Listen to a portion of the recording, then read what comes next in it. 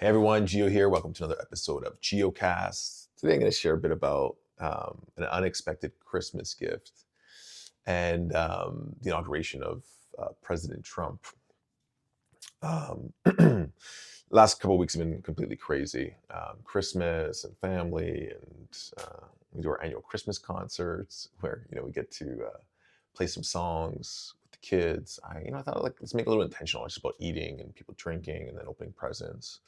So we created this like annual Christmas concert, and I started off by talking about Jesus and like why do we actually have Christmas, and just got the kids to kind of start thinking about that and thinking about faith and God. And so it was really fun and cute, and everyone got to perform, which also made it really fun. And like watching my brother-in-laws dancing around with like a family performance. I had to play some songs on my guitar, and it was just a lot of fun. But then the next day, I thought, what's something really special? Like I remember as a kid, getting presents, like the things that were really kind of special to me. And I remember getting like the new Nintendo 64, and so my kids play a bit of PlayStation, probably more than they should. But I always, there's a constant battle as a parent, when you're kind of like wrestling the screens away from them, and I'm always trying to keep it away, but it's almost impossible now. Unless you're living on the farm, other kids have it, they feel left out, and so we have some apps on the phones that kind of limit their screen time. But over the years, they're good. You can a little bit more. I just felt like it's a lot, but it's hard to just take it away for no reason because you become the bad dad. And so I ended up buying a PlayStation 5, and it's a big surprise, and they're kind of excited. And my daughter's like not overly excited, but because she got the wrong color sweater, and I told her she can exchange it. But I know what it feels like to not get the gift you want at Christmas. So later on that day, I'm helping them install it. I wanted them to try to figure it out themselves, and I just start hearing this complaining, and you know, um, not happy, grateful kids. Let's just put it that way. I don't know if any of you parents can relate to that. And I'm just in my head like these kids have so much, and like how are they not grateful? And so I let the complaining go on a little bit more, and then I kind of like snapped and I got upset and raised my voice and pulled a PlayStation on the wall. I'm like, I'm gonna give this to some kids who are gonna appreciate it, that would never have a PlayStation. So I storm upstairs, throw it in my office, and now the kids are crying and they're like, "No, Dad, please, blah blah blah," and we ruined Christmas. And I was really upset. Go to your rooms. So I send them both to their rooms, and they're good kids. Like they're not bad kids. They're really good kids. But you know, um, not having gratitude on Christmas is like okay. And as I'm sitting in my office, letting myself calm down, I'm like, these kids have no idea what they have. So I go online. I think I got an AI image or found an image of a boy in poverty somewhere like in India or Bangladesh, or and a girl about the same age as my kids. And I printed out the pictures and I brought it to them. And I was like, I want you to look at this picture, dirt floor, like poverty, really skinny. And I want you to, on the back of this paper, write a list of all the things you're grateful for.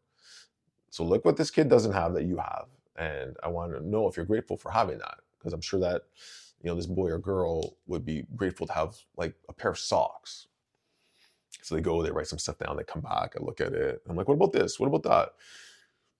And this process goes on for probably about an hour of them like adding to the list to the point where like literally there's no more space on the page for all the things. And I'm okay, like, do you have a lot to be grateful for? And they're like, yeah, Dad, we're sorry. And I'm like, there's a lot of things to be grateful for. I'm like, okay, now I want you to go on another sheet of paper, write a list of all the things you're going to start doing now um, to show how grateful you are. Chores and, because they have some chores to do, but they're always complaining about doing it. Not right now, blah, blah, blah. I'm like, no, here's all the things. Make a list and I'm going to come check. But look at all these things and think about what you could do to kind of show your gratitude. So they go, they work on it, we do a few iterations, come back, you're feeling a good spot. At this point, I've taken away their screens, their phones, everything. Like they have no access to internet even at this point, which is kind of probably why they were so upset, because they lost stuff rather than me getting mad. And so they come up with their list of things, like walking the dog and getting firewood for the fireplace and blah, blah, blah. And then they, get them to write an apology letter. And, I'm a hard guy to buy a gift for, really, like, cause like, I want something, I just get it, like I like surprises. I like when people like are thoughtful and And as I'm reflecting, like, wow, this is like the best gift I could have got because I was able to teach my kids a real lesson about gratitude and give them perspective. And like for me, like that was the best gift I could have got on Christmas was like an experience like that, which I felt actually made us closer because they listen a little bit more and they do things when I ask them. And when they start to question for a second, I'm like, oh, like maybe like you're not grateful enough for the things you have. And I reduced all their phone time down to like bare minimum and just seeing how like they're more intentional how they use their phone and getting them to do other things that are off screens. And so like the whole thing was like such an unexpected gift this Christmas. And between Christmas and New Year's, I also got invited to like a ceremony, which was mind blowing, unexpected. Just a few friends invited me, and the medicine was super strong. And I wanted to play music, bring my guitar. And the whole week, when we had the Christmas concert, I was picking some songs. And we all get to do a performance in the concert, like our own, like a solo or like a group performance. And I couldn't figure out what I wanted to play. I ended up playing a song with my son, which was a lot of fun, like a pop song. But there was this one song that I really wanted to play, and for some reason I didn't play it at all. Like not when we did the group singing, not when we did the solo performance. And the ceremony I really wanted to play. And the last time, you know, I was invited, I got to play a little bit, and I really want to go deeper with the music. That's my intention this year, like really to connect with music, maybe to write some of my own music finally. Because kind of been holding off on that. Um, and in the ceremony, like I started playing a little bit, then I got sick. I could like really went deep on the medicine, had a death experience, and every time I tried to pick up the guitar, it was like, "You sure you want to play? Why do you want to play? What do you want to play? Like be intentional." And it was just like keep pushing me to be like more intentional, more feeling, like not to think about it, chill out, be patient, to the point where I didn't really play anything from the first few songs I played until like right at the end. And the song that I played was I think it's called Happy X Christmas or Wars or by John Lennon. So this is Christmas. And finally, when I got to play, I was in such a space of just presence where it was just like fun and happy, and we were like singing and dancing and playing the drums, and um, it was interesting how like I love surprises, and I surprised myself with the song I was supposed to play because I had it ready all week, but I didn't know I was going to play until that moment when it was like, this is the song, the song you're supposed to play. And I love being intentional. And I think being intentional, I'm going that extra mile to make things meaningful is a really great way to show people that you care, to surprise people, to kind of like set them up for a big surprise, to not tell them what's going to go on, and then have something for them. Um, and I invite you to do that more in your life, maybe to invite someone over and have something that they're not expecting. It's really going to change their day or make them smile or show that you care.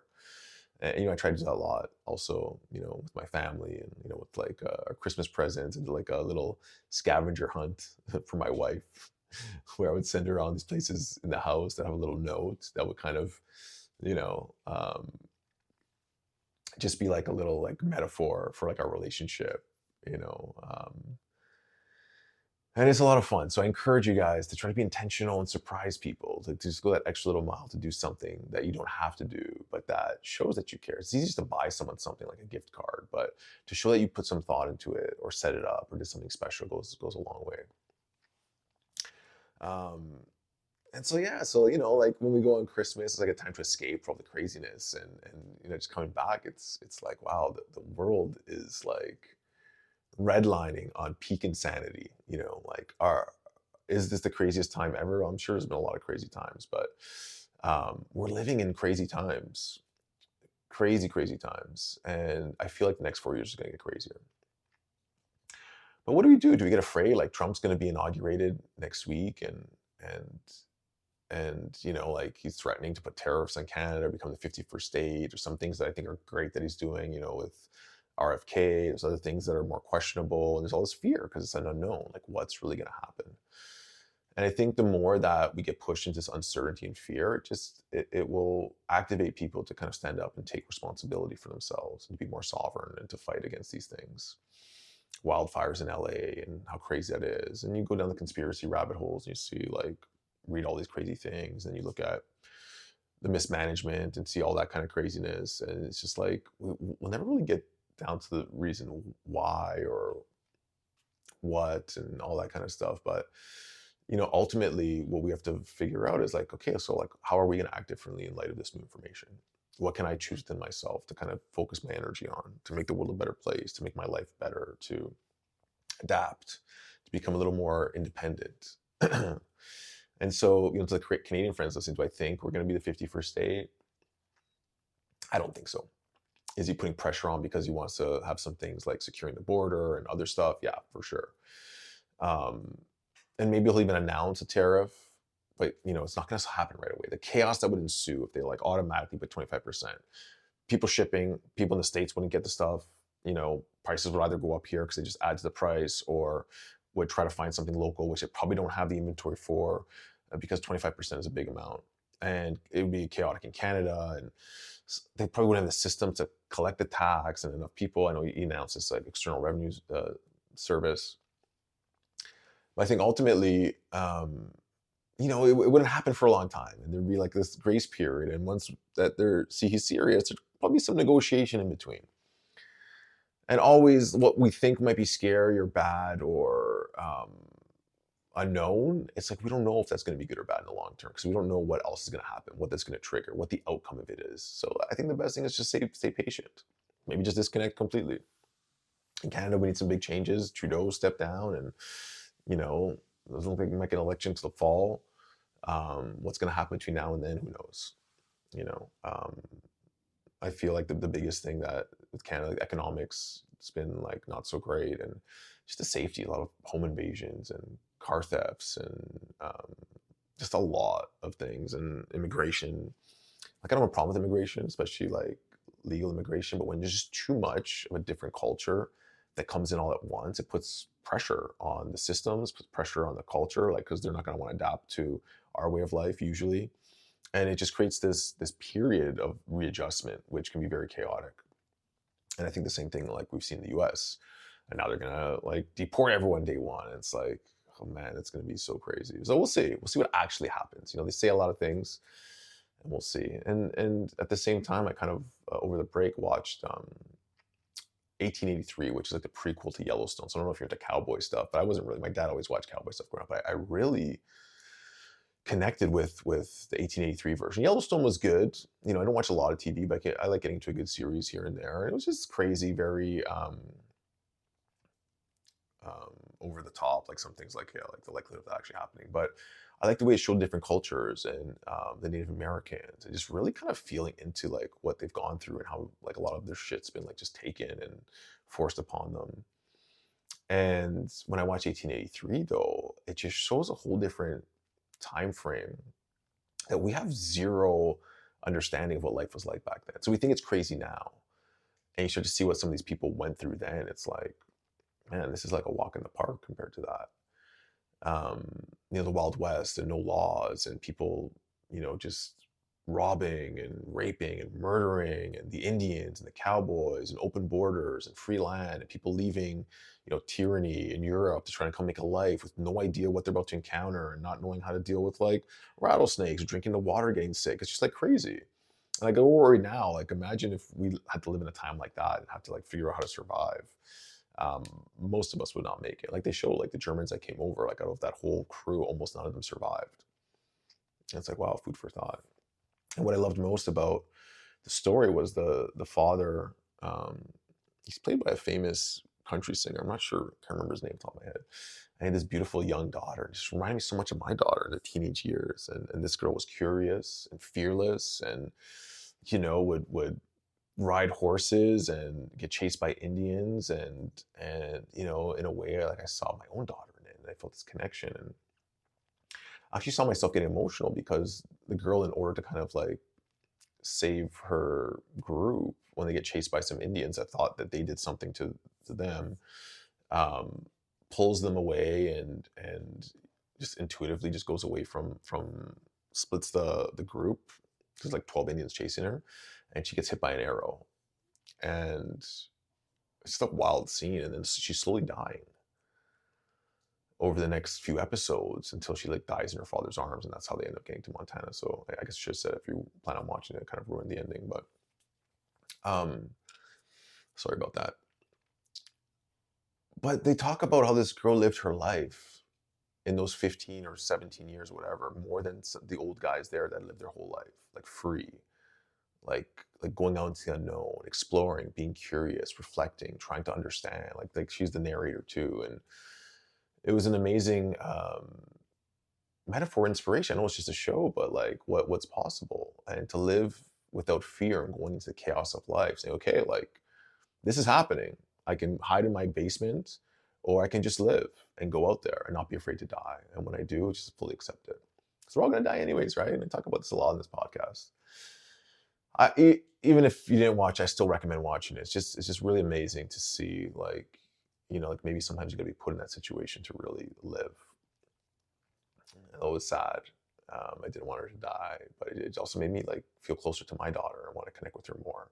And I saw how the dad was just like, really just trying to connect with her at the end. And the whole time he supported her and let her live that free life, because you can also hold your kids back out of fear of safety. You're probably gonna rebel anyways, but like, what does living fully really mean? Does it mean just living a long life, being healthy, or really like find that edge and stepping into it and seeing what's there? So I'll leave you with that thought and how you might bring that into your year this year in 2025. And I'm doing a workshop this weekend on the 19th of January. Shoot me a message if you want to learn more about that on Instagram at elementalgeo. So thanks for listening. Thanks for watching. And I hope you enjoyed this episode.